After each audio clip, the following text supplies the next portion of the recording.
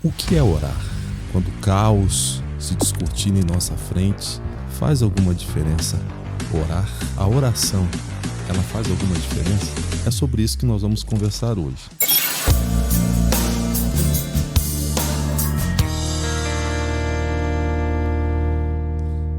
Graça e paz no Senhor Jesus Cristo, sejam todos bem-vindos ao podcast de Cristão para Cristão.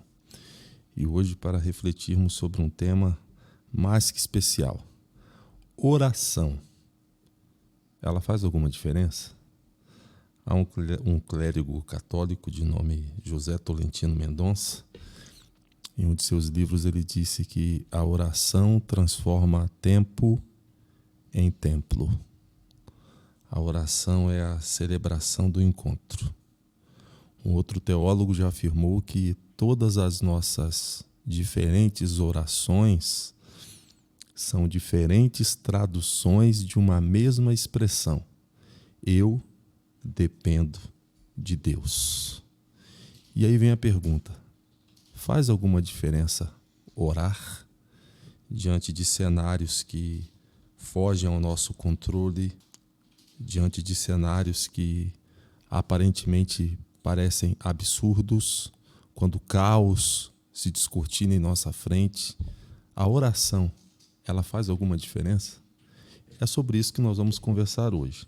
E o convidado para nos ajudar a pensar sobre esse assunto é alguém não menos especial. Ele é pastor da comunidade Betânia, em Londrina, lá na Avenida Maringá, 2247, lugar do acolhimento. Acolhimento. Exatamente. Se você não é de Londrina, quando passar em Londrina, não deixe de ser abençoado. Amém. Ao visitar a comunidade Betânia. E para você que é de Londrina, se ainda não conhece, realmente é uma comunidade maravilhosa. Obrigado. Pastor José Antônio, seja bem-vindo ao podcast De Cristão para Cristão. Muito obrigado por sua presença aqui, pastor. Obrigado, pastor Dantas. É uma alegria tão grande poder estar aqui com você. Esse é o segundo encontro que a gente tem. O primeiro já foi maravilhoso. Foi um tempo tão gostoso, edificante. Saí de lá, parecia que estava saindo de um culto de louvor e adoração a Deus. E agora o Senhor nos dá mais uma oportunidade de estar aqui no De Cristão para Cristão. Muito obrigado. É uma honra estar aqui com você. Pastor, o que é orar?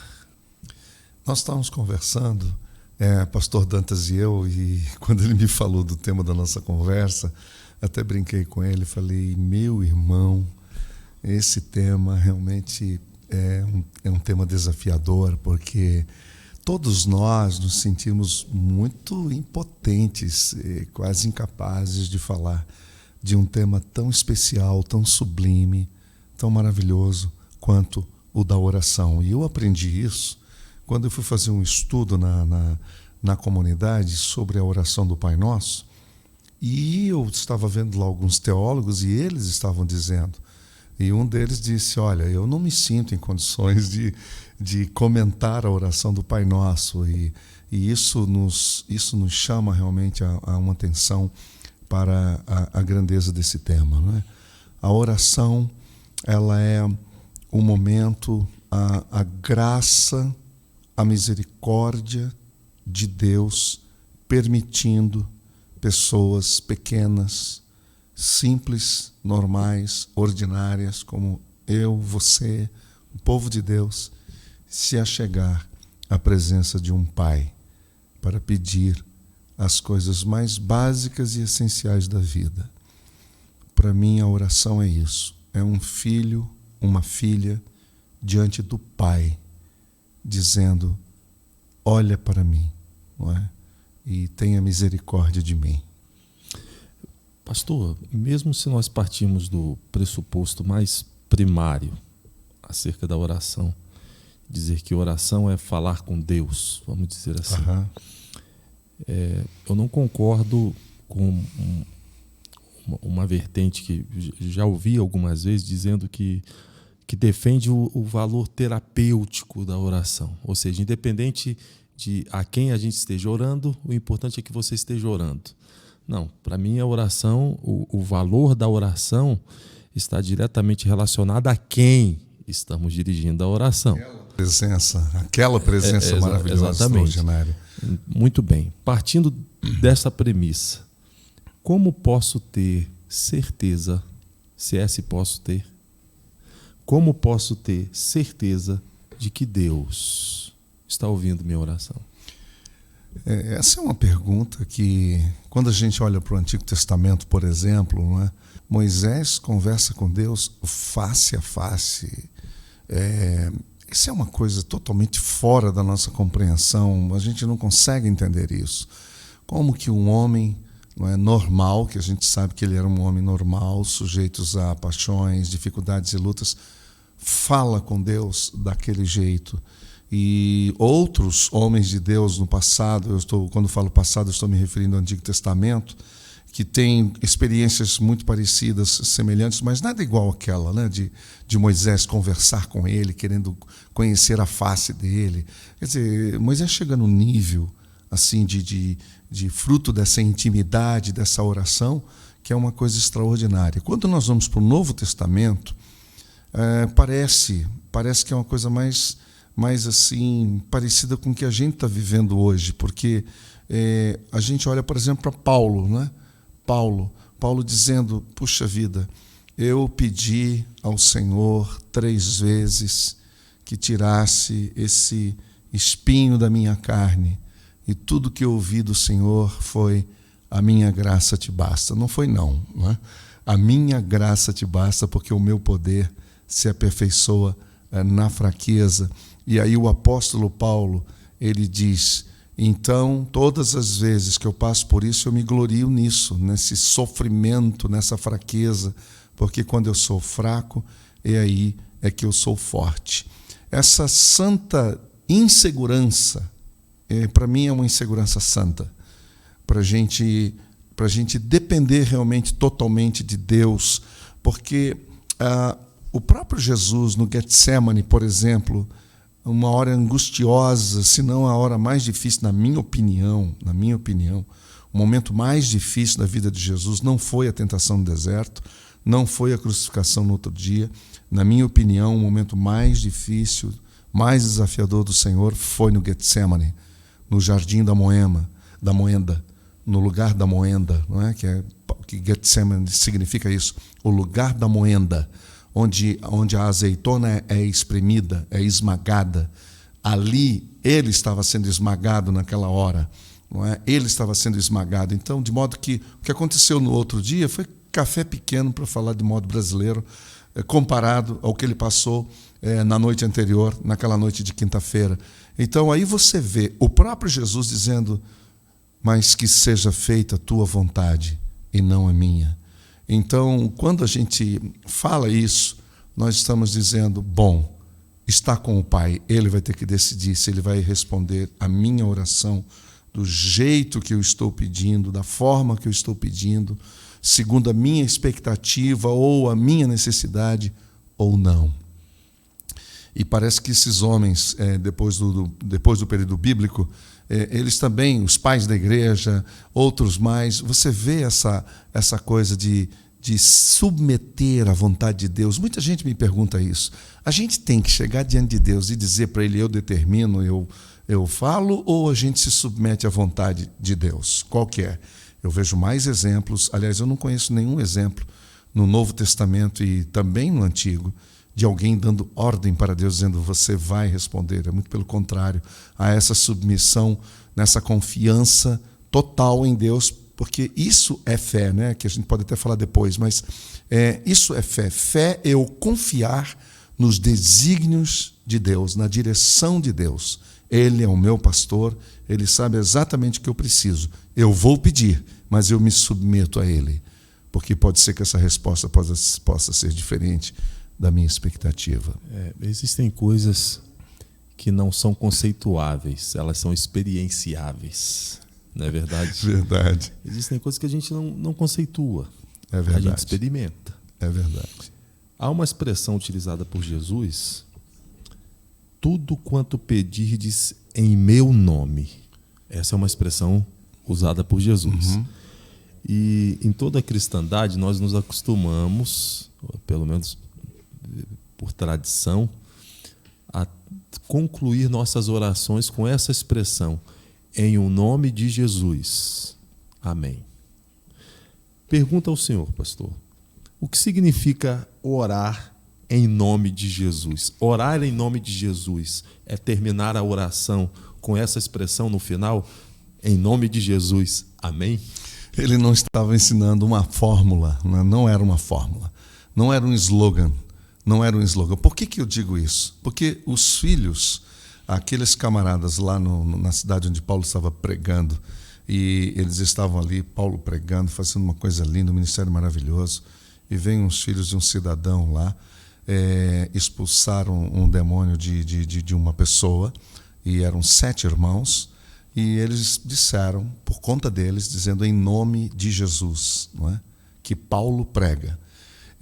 Aí a gente aprende que não é todo mundo que pode usar o nome de Jesus, não é? Você tem que ter realmente autoridade, porque os demônios olharam para aqueles homens e disseram, bom, eu conheço Jesus, eu sei quem é Paulo, mas os senhores quem são? E aí deu realmente, como diz a moçada hoje, deu ruim. Não é verdade? Que todo mundo saiu dali envergonhado, etc. O que a gente aprende com isso? A gente aprende que ninguém pode falar em nome de outro, a não ser que tenha realmente autoridade para falar em nome de Jesus. O próprio Senhor disse, olha, muitos me dizem Senhor, Senhor, né? Mas essa turma eu não conheço, não sei quem eles são. Vocês expulsaram demônios no meu nome, vocês curaram em meu nome, vocês fizeram milagres em meu nome, mas eu não os conheço.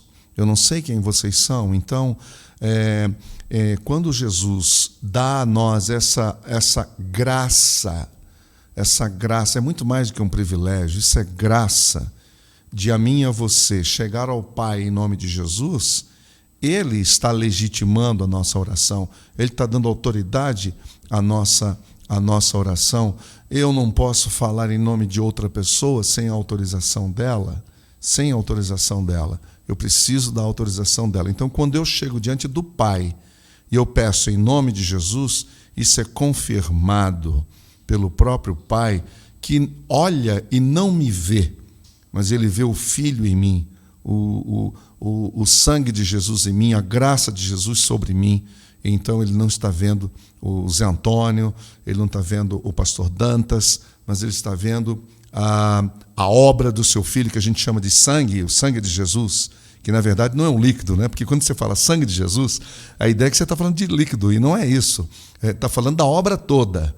Ele está falando da obra toda, da vida e da obra de Jesus, que é a crucificação, que é o sofrimento de Cristo, que é a submissão à absoluta autoridade do Pai. Por isso que hoje Ele tem essa autoridade.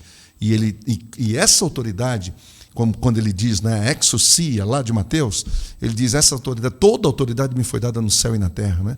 Portanto, ide. Então, ide, pregai, ide, fazer discípulos, ide e orai, em meu nome. O que vale é o meu nome, não é quem está orando.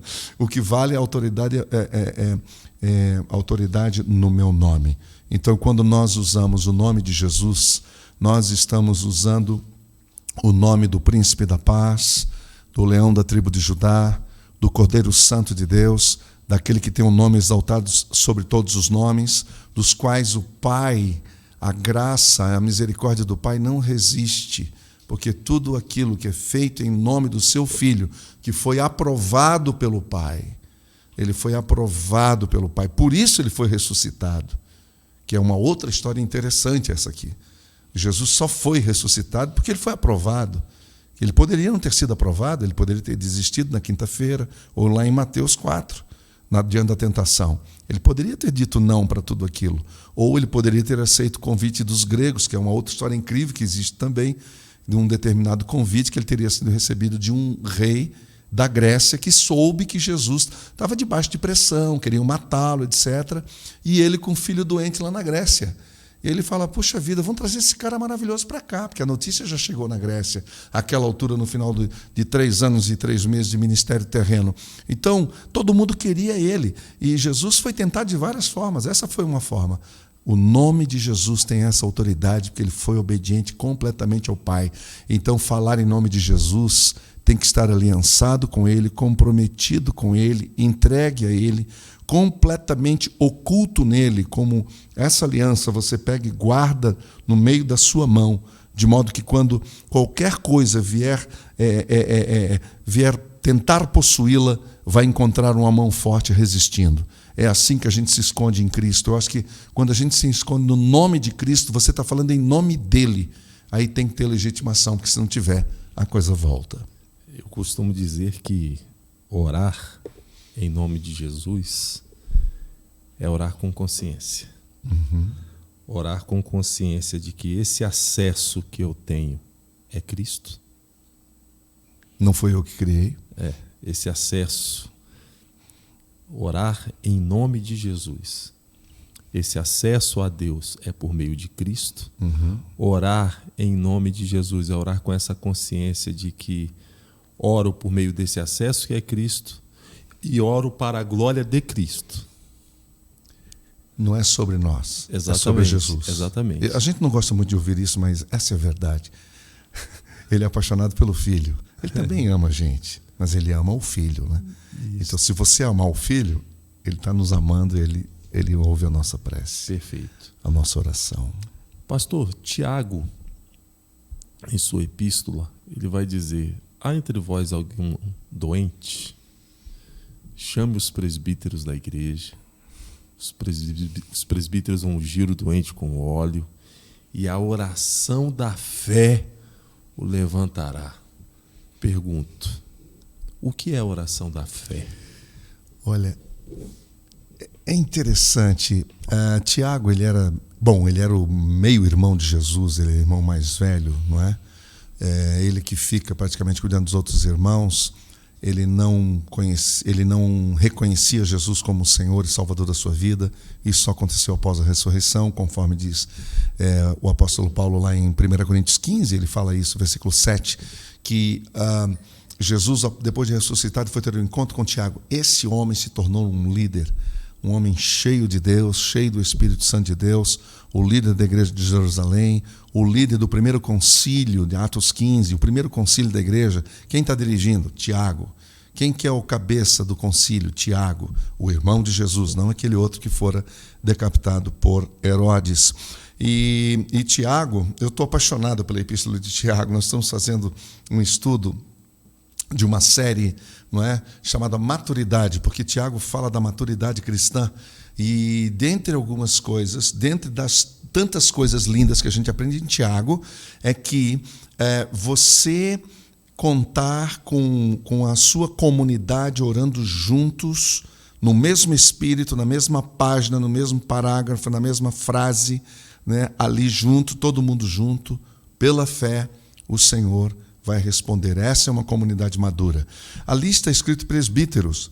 Na Assembleia de Deus e na Igreja Presbiteriana, eu não sei como é que é na Deus Vivo, outras comunidades, a gente costuma entender a palavra presbítero como pessoas que têm cargos. Mas presbíteros, que significa anciãos, quer dizer, as pessoas maduras, as pessoas que estão ali e que já têm uma certa maturidade. Então não está falando só de algumas pessoas, está falando realmente de uma turma, de um grupo de pessoas, não é? Que senão dá a ideia de que é só aquele nível de liderança, e é muito maior do que isso. Ele falou, não, chame gente madura, chame gente que crê no poder de Deus, chame gente que sabe o que é ter fé, porque essa oração que levanta o enfermo é a oração por fé, porque sem fé a gente não consegue chegar a lugar nenhum. Ele já fala isso no capítulo 1, nos versículos, vamos ver lá, a gente tinha conversado sobre isso. Capítulo 1 de Tiago, podemos colocar lá, eu acho que é o versículo 6, obrigado. O versículo 6, peça, porém, com fé. Ele está falando de sabedoria aqui, ele está dizendo, olha, então peça sabedoria. É interessante que, quando fala peça sabedoria, se fosse Paulo falando, ele disse, peça a unção de Deus, a unção do Espírito, o poder do Espírito Santo de Deus, e Tiago usa outra palavra, mas está dentro do fruto, que é sabedoria. Sabedoria é quem que dá sabedoria para nós? É o Espírito Santo. É o Espírito Santo. Então, peça, porém, com fé. E olha que detalhe, sem duvidar, pois aquele que duvida é semelhante à onda do mar, levada e agitada pelo vento. Bem, você nasceu no litoral, eu também, a gente sabe o que é uma praia. De manhã o vento está para lá, de manhã o vento está para cá, a onda está para lá, a onda está para cá. Então, aquela coisa para o tsunami, você nunca sabe como é que está. É isso que ele está dizendo. Um coração que tem fé, tem confiança, ele não titubeia. O que diz o versículo 7? Por favor, obrigado. Não pense tal pessoa que receberá coisa alguma do Senhor. E o próximo, pois tem mente dividida. Acho incrível essa palavra. Tem a mente dividida. A pessoa não sabe exatamente no que crê, na verdade, aqui. Essa mente dividida é porque a pessoa, esse grupo de pessoas que ele está escrevendo é um pessoal que está ali na Síria, está ali na Jordânia, está ali no norte do Egito, que foram os primeiros que foram para a diáspora, lá por causa da perseguição de Atos 8, certo? Então, aquele pessoal, o cristianismo ainda não era muito conhecido, não era muito expandido, e esse povo que saiu lá de Jerusalém estava naquelas mediações, mas os anos foram passando, a fé deles foi se arrefecendo. Eles foram se tornando cristãos nominais. E aí Tiago chama a atenção deles, fala, gente, preste atenção, vocês estão ficando com mente dividida. Vocês já estão confundindo a fé de vocês em Jesus com a fé desses deuses pagãos, as quais vocês estão inseridos nesse contexto. Então, é instável em tudo o que faz. Então, quando Tiago, que tinha um apelido, né? Ele tem um apelido carinhoso da igreja do seu tempo, da sua época, da qual Paulo diz que ele é uma coluna da igreja, imagina isso. Né? Paulo se refere a ele como uma das colunas da igreja, era o joelho de camelo. Esse homem era dependente de Deus. Esse homem aprendeu o caminho da fé. Fé não é fé na fé. Fé não é muita vontade de que a coisa dê certo. Fé não é eu ter toda a vontade do mundo para que o meu filho seja curado, a minha filha seja curada, a minha esposa seja curada. Isso não é fé. Fé é resultado de caminhar com Deus. Como que os discípulos aprenderam a ter fé? Não é? Lembra-se quando Jesus começou a falar, Pedro perguntou, quantas vezes eu devo perdoar o meu irmão? Não é? Ele disse, você tem que perdoar 7 vezes. O próprio Pedro disse, né? Falou, até 7 vezes? Falou, não, até 70 vezes 7. Aí Pedro falou, meu Deus, então aumenta a nossa fé. Não é? Aumenta a nossa fé. Olha que coisa interessante. Ali ele está falando de fé, de confiança. Jesus treinou seus discípulos naquele curto período de 3 anos, como a gente já disse, e o que Jesus estava fazendo ali realmente de fato? Era gerando fé no coração desses homens, na pessoa dele, de Jesus, que antes eles também não tinham, não conheciam. Então eles foram no caminho, aprendendo a confiar em Jesus e a ver a manifestação do poder de Jesus, da graça de Jesus, da misericórdia de Jesus e do amor de Jesus. Eles ficaram apaixonados. E o incrível é que alguns deles, até foi depois da ressurreição que a coisa explodiu de vez. Que até então havia muitas dúvidas ainda, você sabe. Você é um estudioso dos textos, você sabe, pastor. É interessante isso, né? Às vezes a gente fica assim, sem paciência com o irmãozinho aqui, outro ali que não entendeu. Imagina, eles estavam com Jesus na frente deles, eles não estavam entendendo. Então Jesus compreende o nosso coração, o próprio Pai entende isso, ele não fica bravo conosco, porque a gente deu uma insegurançazinha e tal. Mas quando o Tiago fala de fé, de orar por um enfermo, a oração da fé levantará o enfermo, é a oração que é fruto de caminhada com Deus, de relacionamento. Você só confia em alguém que você conhece. Você tem que conhecer para confiar. Isso é fé. Eu confio em Deus, porque eu conheço o Senhor. Eu sei a quem eu sirvo. Eu sei o Deus que eu estou servindo. Eu confio nele. E o que ele decidir, eu recebo. Eu acato. O Senhor trouxe luz a um detalhe acerca da oração.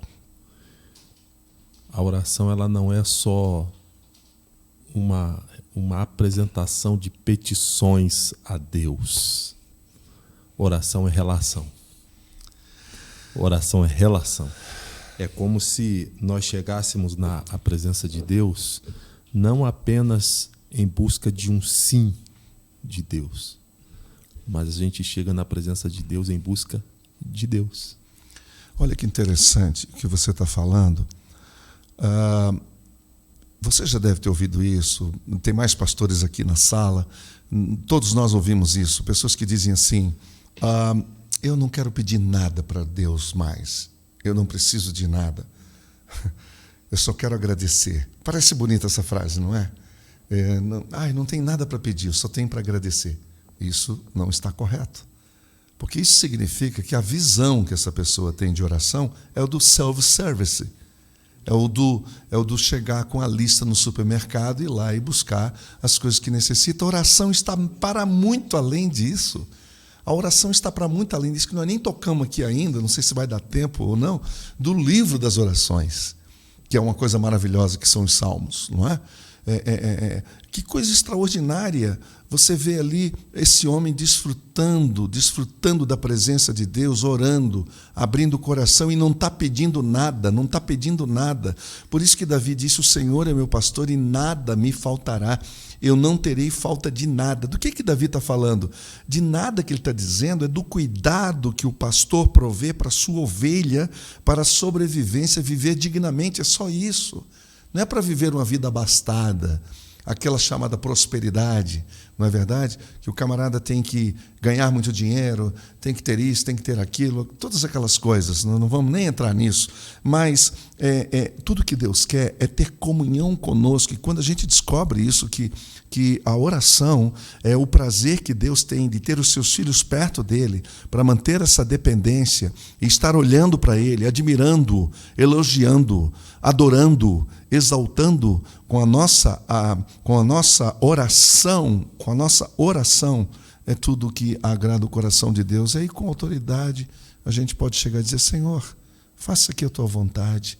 Você não está ali para pedir para você está ali para pedir para o reino, e você confia tanto no Senhor que você entrega a vida do seu filho, você entrega a vida da sua esposa. E eu estou tendo a honra e o privilégio de ser entrevistado por você, mas você é um milagre vivo de Deus.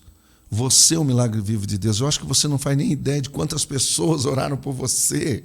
Isso é maravilhoso, isso é lindo.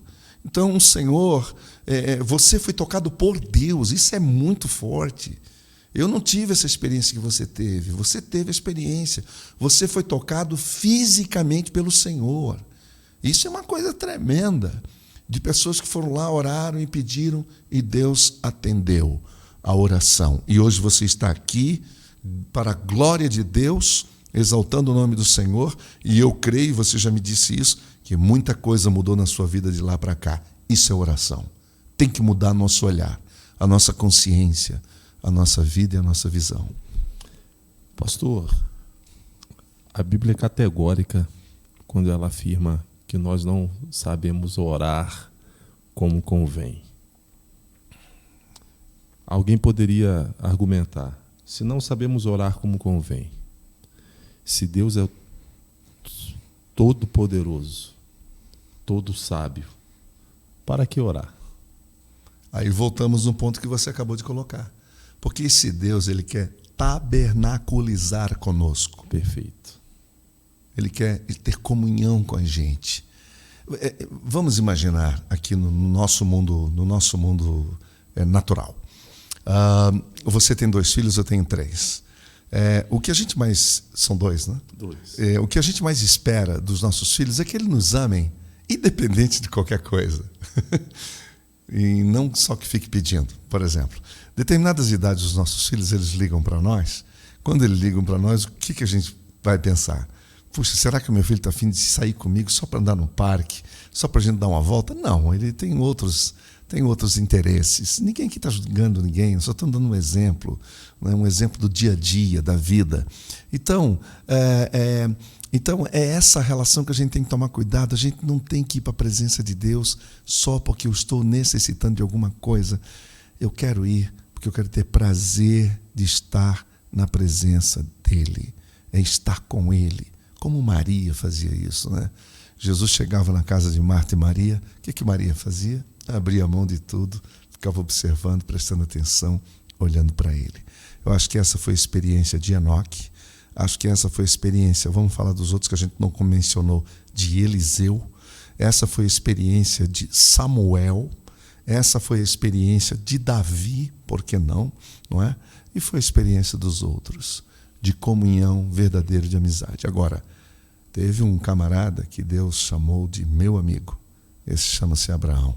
E um cara que começou... Pensa num cara de dúvida, hein? Pensa num cara que teve algumas dúvidas. Mas ele não sabia para onde ia, mas ele sabia na mão de quem que ele estava e na companhia de quem que estava. ele ousou, tomou um passo de fé em andar em terrenos que ele não conhecia, passar por culturas que ele não tinha a menor ideia, passar por riscos que ele jamais imaginou, só acompanhado da sua esposa. O sobrinho foi de carona, mas depois tomou o próprio caminho, que a gente viu que não tinha nada a ver com a relação de Abraão, não é? Com Deus, perdeu a oportunidade de aprender a andar com Deus, não é verdade? Mas Abraão, o tempo todo, e ele é chamado o pai da fé, não é? O pai da fé. Esse homem confiou em Deus. E naquele dia, se você me permite só mais uma coisinha, naquele dia que ele vai para o monte e leva o filho, e todo o material está pronto para o sacrifício, e Abraão sabia do que ele tinha que entregar, aquilo ali é fé. Aquilo ali é uma fé completa, total, é uma fé absolutamente sem qualquer parâmetro, é incompreensível até, porque nós estamos falando de um filho. Imagina você pegar o meu filho mais velho, o seu filho mais velho, entendeu? É um negócio muito, muito difícil, entendeu? E aí, na hora que ele levanta o cutelo, ele ouve a voz, e eu acho que o coração de Abraão ali ficou aliviado, como um pai ficaria, mas no fundo eu acho que esse homem é igual a Jó, né? É uma confiança total no Senhor, que se o menino morresse, ele tinha poder para ressuscitar, não é verdade? E é isso que a gente aprende, essa coisa do relacionamento. E o que me faz ficar com o coração cheio assim, de emoção é porque depois, anos depois, o filho também foi levantado diante de uma oferta, foi colocado naquela cruz e o cutelo veio, só que não parou. Daí cortou e matou o filho o filho do pai naquela cruz. Ele não permitiu que Abraão visse isso, mas o pai viu o próprio filho sendo morto naquela cruz para que a minha oração e a sua oração pudesse ser atendida, e com toda a autoridade. E nem Satanás e todos os seus demônios têm poder para impedir a oração de um pequenino. Pensa numa pessoa mais humilde da sua comunidade, que não sabe nem falar direito, que não sabe nem falar português direito, mas quando abre a boca, o céu baixa. Um amigo de George Miller dizia, o homem que escreveu um livro de 50 mil orações respondidas, não é para qualquer um. George Miller, o colega dele, um amigo dele, disse, eu não quero mais orar com George Miller. E perguntaram, mas por quê? Falando, porque quando a gente está orando com George Miller, eu tenho medo de levantar as mãos, porque eu tenho medo de bater em Deus. Eu tenho medo de encostar a minha mão em Deus. O que é isso?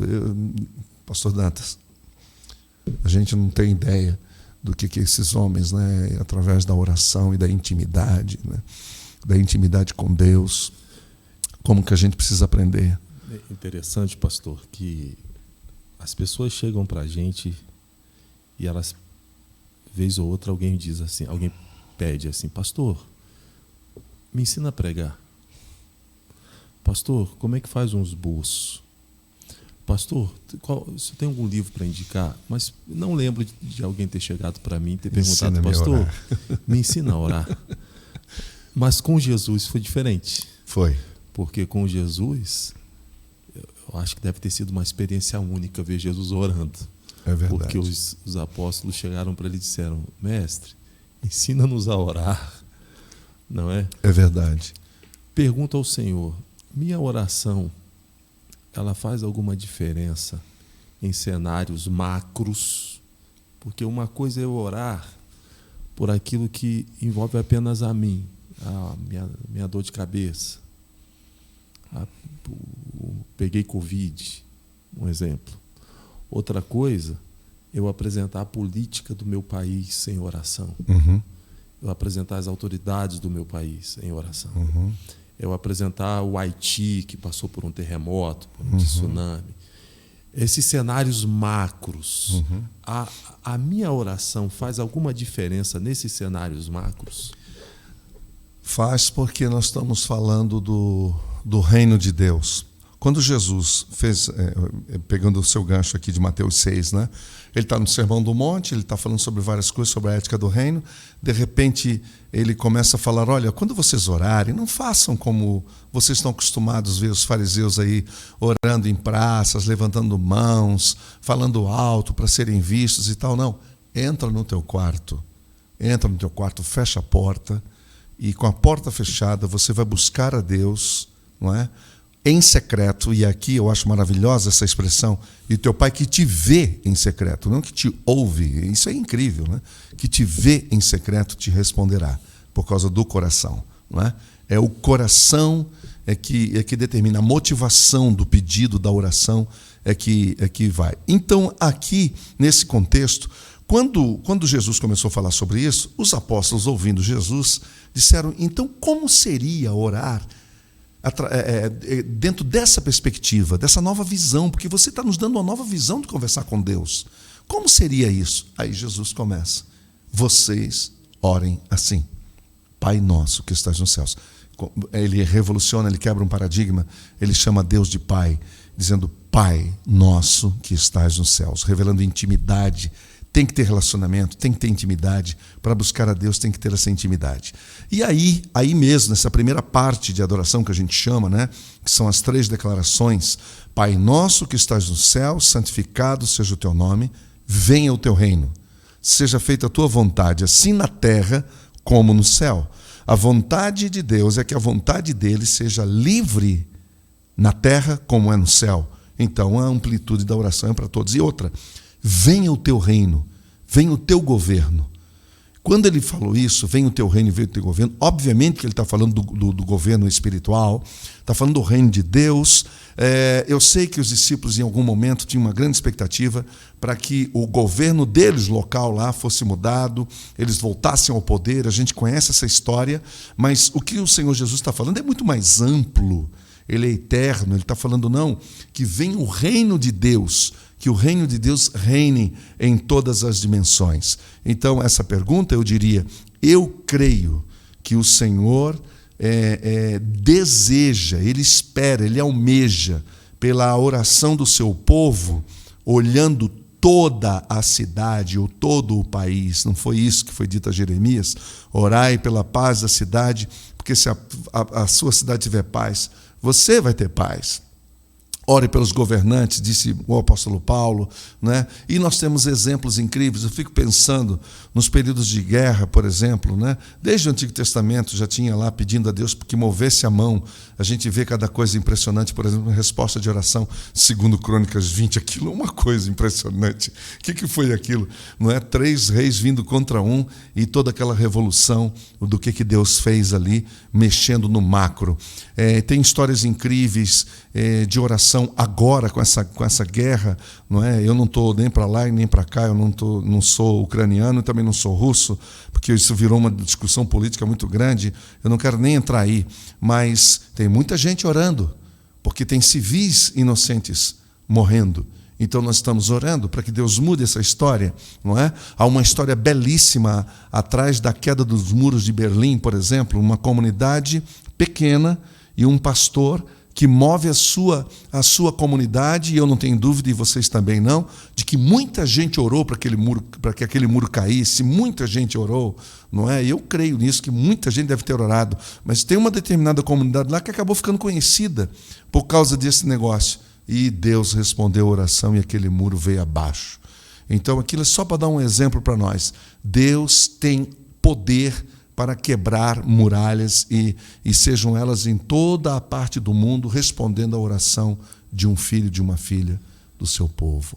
Então seria correto eu dizer que, por mais macro que seja o cenário que eu estou apresentando a Deus, o Deus a quem eu oro é mais macro do que o cenário macro. Meu Deus! Quando você olha essas fotos que chegam até nós aí, essas imagens do universo, não é verdade? E das galáxias que a gente vê onde é que nós estamos. Falei, meu Deus, imagina Deus olhando tudo isso de cima, qualquer movimentozinho dele. É porque às vezes a nossa visão de Deus às vezes é tão pequena. que lembra aquela história daquele menino que chegou para o seu pai e perguntou: pai, que tamanho é Deus? E aí o pai ficou naquela, menino curioso, não pode falar qualquer coisa, menino temente a Deus. Ele olha para cima e vê um avião passando. E aí o pai fala: filho, Deus é como aquele avião. Aí o menino olha aquilo com toda a inocência e diz: papai, mas como ele é pequenininho. Aí o pai pega o filho, vai ao aeroporto, não é? Desce no terminal e chega numa sacada que dá de frente para o pátio, e lá estão as aeronaves. E ali está aquele bicho gigante. E ele chega e mostra para o filho, não é? Aqui está, filho, aquele que nós vimos, ele está aqui. Aí ele falou: papai, como é diferente. Aí o pai chega e explica: então, filhinho, quando a gente fica longe, ele parece minúsculo. Quando a gente se aproxima, ele vira um gigante. Pastor, na oração que Jesus nos ensinou, há uma expressão que ele diz assim: santificado seja o teu nome. Escutei uma preleção do pastor Eovaldo Ramos que ele disse que a oração que resolve tudo. Quando você não souber orar, vai para Mateus faça 6. Essa oração. Com santifica certeza. O teu nome. Uhum. Pergunta ao Senhor: o que significa essa expressão? Santificado seja o teu nome. Outra excelente pergunta. Por causa de algo muito simples. O nosso Deus é um Deus santo. Você olha para o Antigo Testamento e ali está um Deus santo, um Deus que não se mistura, um Deus puro. Santo, santo, santo é o Senhor dos exércitos, toda a terra está cheia da sua glória. Sede santos porque eu sou santo. É maravilhoso a santidade de Deus presente como um fio de ouro de Gênesis a Malaquias. Então ninguém tem dúvida de que Deus é um Deus santo. Por que Jesus, na hora que ensina aos discípulos, porque essa também é uma oração chamada oração dos discípulos, por isso que está na segunda pessoa do plural, porque essa é uma oração para a gente fazer junto, para a gente ter a certeza e a convicção de que Deus não tem filhos prediletos, Ele tem filhos, Ele tem uma família. Então todos nós, juntos, sem um acima e outro abaixo, nada disso, todo mundo ao pé da cruz, no mesmo nível, pedindo ao Pai. É como uma família cercada de filhos, sem preferências, sem dar preferência para ninguém, que está atendendo os seus filhos. Então, Jesus está ensinando isso para eles. O que significa isso? Antigamente, hoje acho que não é mais comum isso, antigamente os automóveis traziam no canto inferior direito uma inscrição, 75% de transparência. Isso significa que quando você olhava para o vidro do automóvel, não é? Aliás, para fora do carro, através daquele vidro, a imagem que você está vendo do outro lado é 75% perfeita, só até ali, não é 100%, porque tem uma distorção, certo? Há uma distorção. Conta-se a história de uma família cujo marido chegava todos os dias em casa da fábrica e ele sentava sempre no mesmo lugar, na mesa, e ao lado da mesa uma janela que dava para o pátio. E nesse pátio estava o varal de roupas. E ele sentava ali, a esposa servia a sua refeição na hora do almoço, rapidamente, e ele olhava através da janela, via as roupas lá, dizendo: mulher, você não aprendeu a lavar roupas ainda? Como estão amarelados esses lençóis? E aquela senhora começou a ficar aflita, porque ela já tinha trocado de máquina, ela já tinha trocado de produtos muitas vezes, conversou com as amigas, pediu ajuda, ninguém resolveu o problema. Aos olhos do marido, aqueles lençóis estavam sempre amarelados e sujos. E quando ela chegava lá perto, não via nada disso. Até que um dia ela resolveu fazer uma limpeza na casa. E quando ela fez uma limpeza na casa, ela lavou todas as janelas, inclusive a da cozinha que dava para o pátio. Quando o marido chega e ele se assenta no mesmo lugar e faz, habitualmente, olha para fora, e aí ele se vira para a esposa e diz: puxa, finalmente você aprendeu a lavar as roupas, olha quão brancas elas estão, você está de parabéns.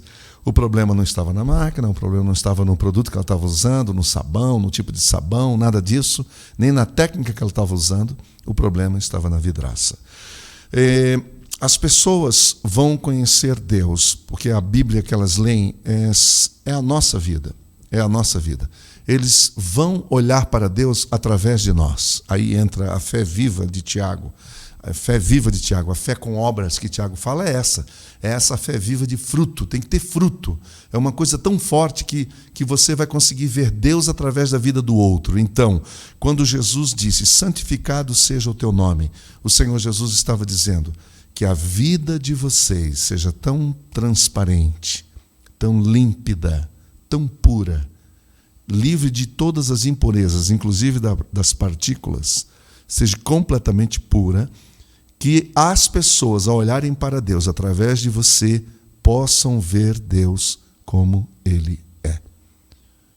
Não mostre uma imagem distorcida de Deus, ou seja, não comprometa a santidade de Deus, que o nome do Senhor continue sendo santificado através da sua vida. Então veja bem o que você fala, veja bem onde você anda, por onde você anda, porque quando você diz, santificado seja o teu nome, você não está pedindo nada para você particularmente, voltamos àquele tema de ainda há pouco, você não está pedindo nada para desfrutar pessoalmente, você está se comprometendo com o Rei do Reino.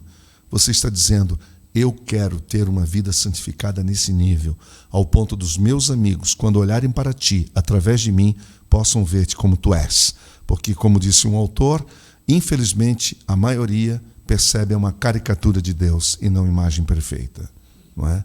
E como que a gente faz isso? Apenas tendo uma vida humilde, morte na cruz todo dia, negar-se a si mesmo todo dia, carregar a cruz todo dia, que é um outro tema, que não tem nada a ver com sogra, não é com a esposa. Carregar a cruz é você mesmo, é o seu ego. É ali que é o problema. E aí o nome do Senhor é santificado. Eu confesso ao Senhor que eu já fiz essa oração várias vezes. Diante de cenários que eu não sabia como orar. Uhum. Eu não sabia nem o que dizer. E eu simplesmente dizia a Deus, Senhor, santifica o teu nome nessa situação. Santifica o seu nome.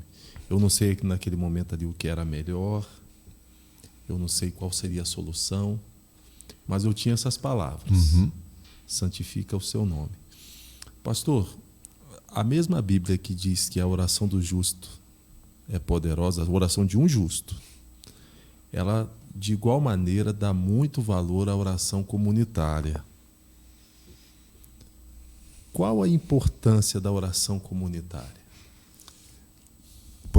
A oração do Pai Nosso, por exemplo, é um exemplo disso, né? Ele deu essa oração para a sua igreja, para os seus discípulos. Você sabe que a oração do Pai Nosso, especialmente no início, no primeiro século, ela só era repetida pela comunidade, nas reuniões da comunidade, da eclésia, em dias da ceia do Senhor. Eles não gostavam de repetir essa oração quando tinha muitos visitantes, por exemplo, e nem em trabalhos ao ar livre, porque eles tinham um carinho, um amor tão grande por essa oração que era só entre eles. Hoje a coisa mudou muito, né? Mas era esse o valor que tinha a oração do Pai Nosso. Por quê? Porque ali é os filhos pedindo ao Pai. Os filhos pedindo ao Pai. A oração do povo de Deus. Você vê, né? Quando você olha para o Antigo Testamento, por exemplo, você vê claramente um Deus chamando o seu povo para adorá-lo, né? Para adorá-lo. A adoração, já está a oração, está tudo incluído aí, porque a adoração é você estar adorando a Deus. Quando você pega o saltério, que a gente mencionou ainda há pouco, quando você pega o saltério do Salmo 2 até o 150, você que vê que são todos musicados. E não veio a partitura, né? Que isso é uma coisa interessante. Nós não herdamos as partituras, a gente só herdou a letra. E aí você vê o povo, por exemplo, você pega os salmos ali, aquela sequência, Salmo 118, 119, 120, 121, 122, até o 126, que eram os salmos das escadarias ou das romarias que se fala. O povo entrava em procissão, que a gente não usa muito esse termo porque o mundo católico usa mais, então ficou aquela dificuldade, mas era uma coisa processional. Todo mundo entrava em Jerusalém cantando aquilo, adorando ao Senhor como o povo que guarda a palavra de Deus e que adora a Deus juntos. Quando você faz essa pergunta do povo orando, é porque Deus não quer que ninguém se glorie com resposta de oração nenhuma, como a gente, de vez em quando, a gente vê. Porque eu orei e Deus respondeu. Não, o povo de Deus orou. Né? Voltando de novo ao seu exemplo, com a sua permissão, quantas pessoas oraram por você. O povo de Deus orou. E quando o povo ora, não é? E aí quando você lembra lá de Crônicas, né? 2 Crônicas 7, se o meu povo, que se chama pelo meu nome, isso é muito forte, se o meu povo que se chama pelo meu nome se humilhar, orar e jejuar, e abandonar os seus caminhos maus, eu ouvirei dos céus. Eu descerei dos céus, ouvirei a sua oração e o seu clamor, e que for feita nesse lugar, diz o versículo 15 e 16. Deus quer ouvir o clamor do seu povo, e Deus ouve o clamor do seu povo, e Ele ouviu o clamor do seu povo, lá atrás, quando completou 430 anos de exílio, e depois com a volta do Messias, que ninguém aguentava mais, dizendo: nós precisamos, tenha misericórdia de nós. E Deus respondeu a oração. E hoje o que nós temos que fazer é nos unir em oração. Se você me permite, pastor, comentávamos antes de entrar aqui nos estúdios que é muito interessante, é um fenômeno quando o sofrimento acaba aproximando pessoas de vários credos para buscar a face de Deus. E nós estávamos conversando ali. O que me veio à memória, o que me veio à mente, foi a imagem de nós estarmos sendo atraídos à cruz de Cristo. O sofrimento nos atrai à cruz de Cristo, nos atrai para Jesus. E quando nós somos atraídos à presença de Jesus, ela é tão gloriosa, ela é tão poderosa, ela é tão interessante, ela é tão maravilhosa, ela é tão extraordinária, que você não tem tempo para ficar olhando cor de bandeira de ninguém. Porque você sabe que você está na presença do Todo-Poderoso e que você não tem olhos para as diferenças denominacionais. É isso que acontece. E é por isso que Deus permite muitas vezes, o sofrimento para todos nós, para que a gente deixe as diferenças de lado e nos aproxime daquilo que é comum.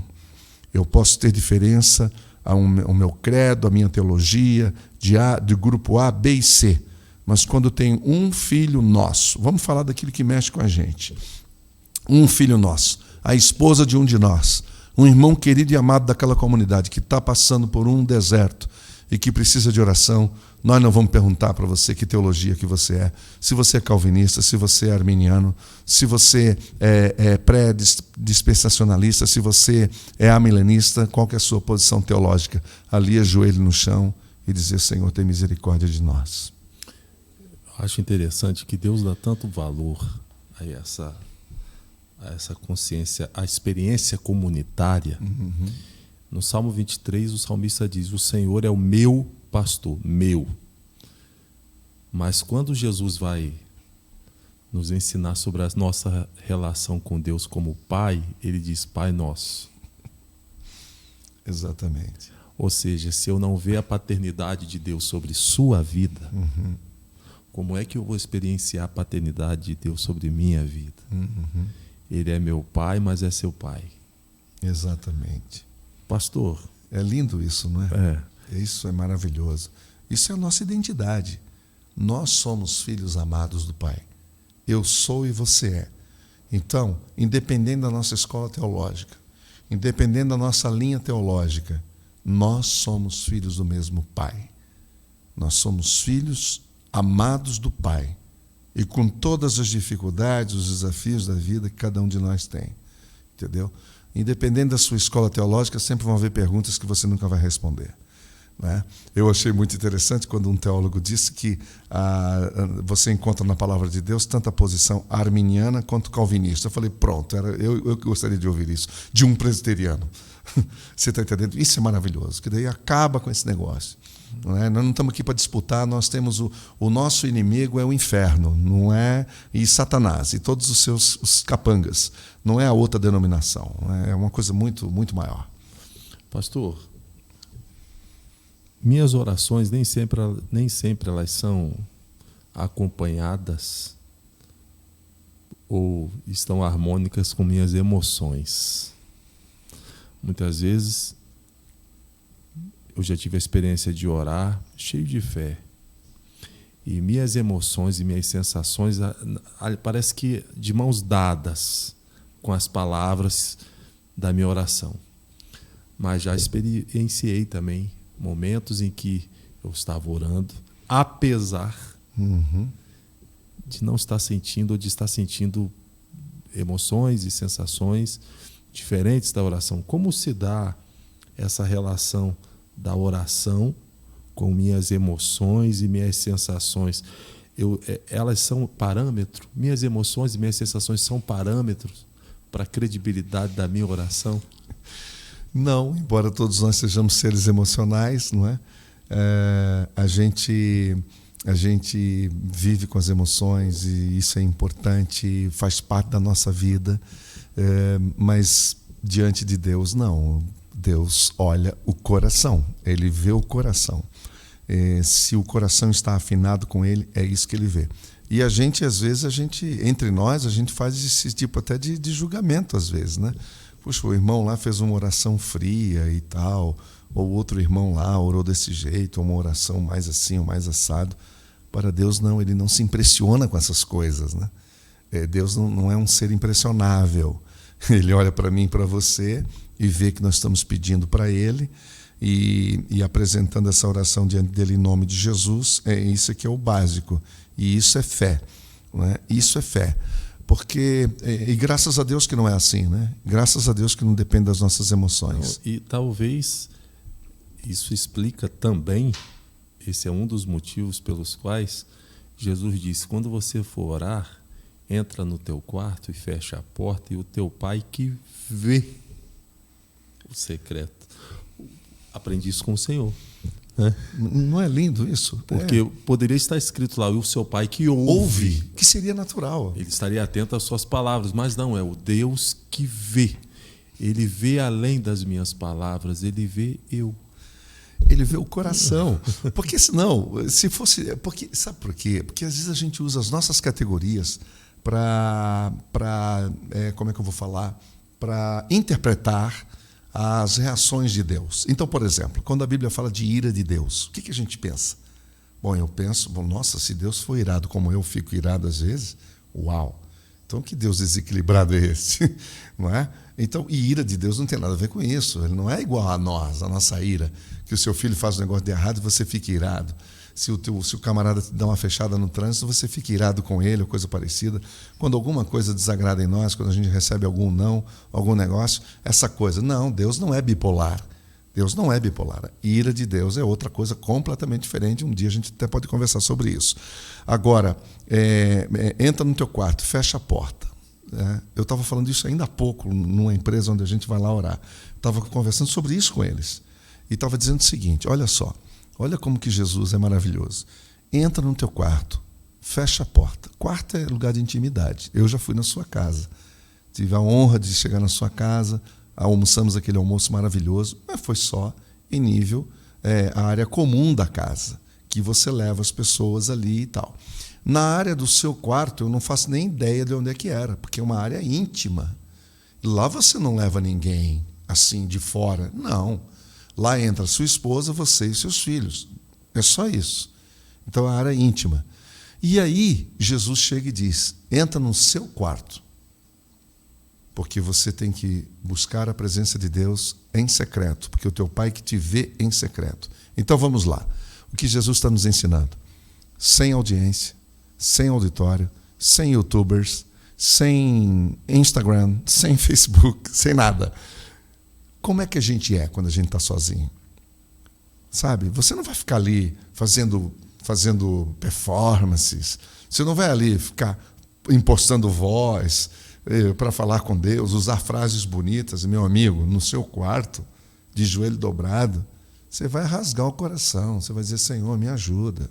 Você não vai fazer média. E outra coisa, o tempo que está determinando é você. Se você quiser ficar 2 minutos, você fica. Se ficar 1 hora, você fica. É você e Deus. Você não tem ninguém para impressionar. Ninguém. E de Deus... É como se o pai estivesse dizendo assim: eu quero ver como é que você reage comigo sozinho. Você conhece casais que eles não conseguem sair só o casal, tem que sair uma turma junto, porque os dois sozinhos não se dão, não tem prazer de estar só com a esposa, sozinha com a esposa, sozinho com o marido? O Papai do Céu dá a oportunidade para mim e para você, pastor Dantas, e dizer: vamos lá, vamos ver como é que você se sente sozinho comigo. Como que você reage? É isso, essa oportunidade maravilhosa. Aí a gente chega e diz: Senhor, o meu prazer é estar na tua presença. Aí tem que ser verdade, né? Porque senão ele está vendo. Meu pastor, muito obrigado. Obrigado por sua presença, Alegria estar pelo aqui. seu tempo, Obrigado. pelo conhecimento que o Senhor disponibilizou a nós e a você que está nos assistindo, está nos ouvindo. Após ouvir tudo isso que você ouviu sobre oração, ore. Amém. Ore. Ore. Entra no teu quarto, como o pastor disse aqui. Isso fala de intimidade. Fecha a porta. Isso fala de privacidade. E fala com Deus. O Deus que vê além das suas palavras.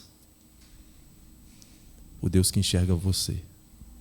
E diante de Deus você não precisa representar. Diante de Deus você não precisa usar máscaras. Diante de Deus você pode despir-se, abrir seu coração. Amém. Tenha essa Amém. conversa que a gente teve aqui como um estímulo e um convite da parte de Deus a você, para que você ore. E nós não poderíamos encerrar esse bate-papo sobre oração orando. Amém. Eu gostaria de convidar o senhor, pastor. Sim, sim. E se você me permite, só mais uma frase. Às vezes as pessoas dizem para mim assim: eu não sei orar. Como eu faço? Eu falei: bom, você tem os modelos da oração em Paulo. Paulo tem várias orações. Você tem o modelo de Jesus. Mas você tem um livro de orações, que são salmos. Vá lá e você vai ver um Davi quebrado, como a gente fica muitas vezes. Triste, deprimido, com medo, inseguro. Você vê homens de Deus que a gente admira, às vezes em situações tão parecidas com a nossa. Por isso que é recomendável ir ao livro de Salmos e ler. Você vai ver dizendo: a minha alma está angustiada, meu coração está apertado. Não é assim que a gente se sente? Muitas vezes. Então, você não tem que ir para o banco da escola para aprender a orar.